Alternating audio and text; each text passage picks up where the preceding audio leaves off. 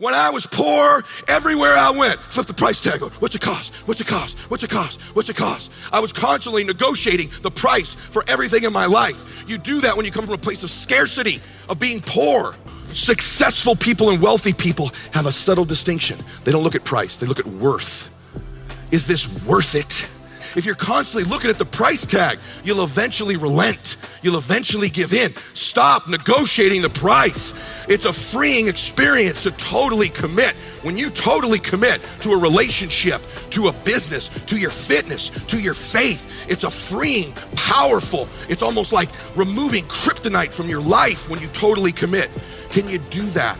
The people around you always talk, it's costing too much. It's costing too much. And you're going, maybe it's costing too much. You gotta start going, no, it's worth it.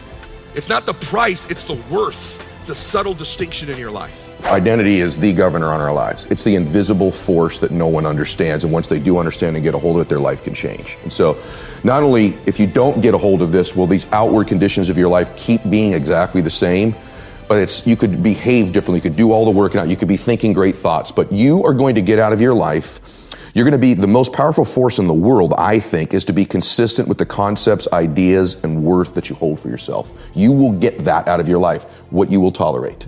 Okay. I don't believe in faking it till you make it. Because you know what entrepreneurialism is, right? It's the greatest self-discovery process in the history of mankind. Isn't it? You learn more about yourself, what you don't know, your resiliency, how tough you are, what your weaknesses are by being an entrepreneur. It's probably the greatest self-discovery program in the history of the world. It's also this. It's the greatest self-improvement program with the highest compensation package possibly attached to it too. That's what entrepreneurship is, a self-improvement program with massive compensation package attached to it. And that's why too many of you are too focused on growing your company and not focused enough on growing you. Because your company will never, ever exceed your identity or your vision for it. You got to grow you, because what will happen when it starts to grow, you'll start making unconscious mistakes to shrink it, making bad calls, getting weak, getting lazy, making mistakes. You're all nodding because you've all done it, because at some point your business got ahead of you. It will never exceed your identity and your vision, because if the company catches your vision, if the company catches your identity, you're dying. See, at the end of my life, the Lord's going to go, hey, by the way, this guy over here, this was the man you could have been. This is the person you were born to be. This would have been your dreams. This is where you would have gone, what you would have seen, who you would have helped, what you would have changed. This would have been your book. Meet him. My dream in my life is that when I meet that person, we're not total strangers. You don't want to get to the end of your life and that character is a total stranger to you. You know damn well there's going to be a funeral for you someday.